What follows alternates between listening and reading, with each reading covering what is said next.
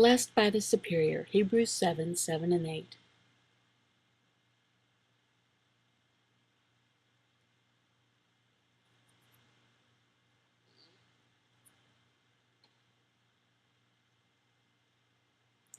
Now, when the writer of the letter of Hebrews in the Bible wrote this, he was writing to who? Well, it was a group of new believers in Jesus Christ. And they were considering leaving their new covenant faith. And the reason is because there was a religious group, that was against them. Jesus Christ, the emphasis on himself as being that he was superior to all, that's what the focus needed to be on in the new covenant, much more than ever in the old covenant.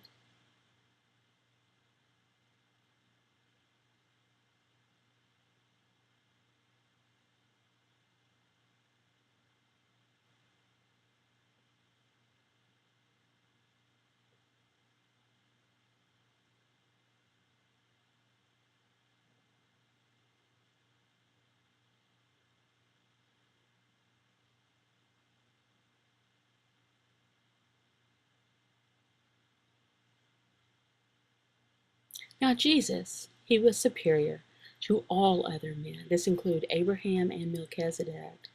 What does this mean? Well, it means that whoever believed in Jesus Christ, they understood that Christ was superior.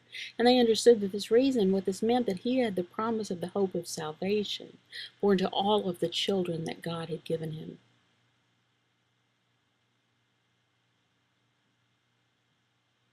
As we read through Hebrews 7, we understand that the reason that Jesus is superior, well, the reason is because he himself is a high priest, just like the great Melchizedek is that high priest king.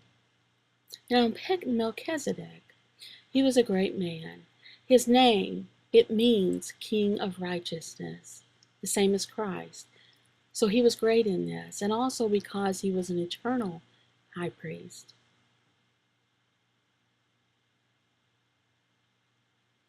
The third reason is because Melchizedek, well, he did not have to receive tithes, but he did receive those. There was no law requiring that he had to collect tithes. No, nothing about this at all, but Abraham gave them freely.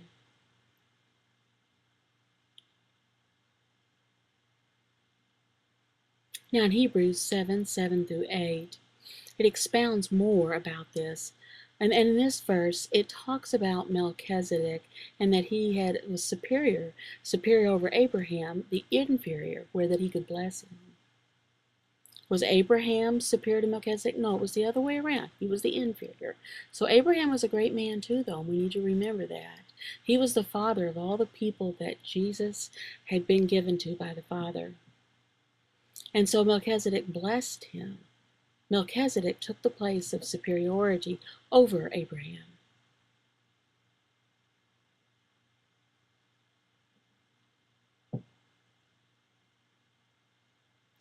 The Levites, they were just mortal men, just regular men. Would they live forever? No, they were regular men and they would die. And they accepted a tithe that was given to them. This was 1/10. And they accepted this all of their lives. In Genesis 14, it never mentions that Melchizedek would die. It never mentions this. But we can compare Christ to this because of this. Understand that Melchizedek himself, he was a high priest, yes, elevated over the Levites. And he did things as a great priest, but he as being an eternal priest, but he would not live forever. He would die. Christ is the eternal priest.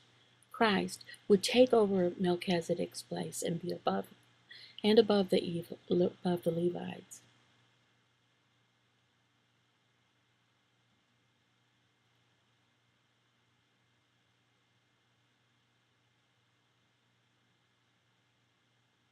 Now, how do we apply this to our lives? Well, in Hebrews chapter 7, it talks about that Moses refers back that Moses says that Melchizedek would never die in Genesis. But is that true that he would never die? No, that's not even the point. The point is that we can compare Melchizedek to Christ and that they would live forever. And praise God that we have this comparison. Praise God that Christ rose again and lives forever. And we have this promise of salvation.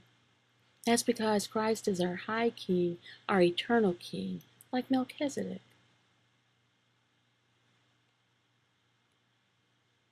Now this vlog, it's the fourth vlog in this series. The next one, of course, will be the fifth, and we'll explain more of how this salvation, it can't depend on the law.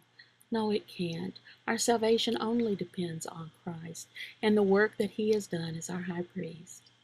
Coram Deo.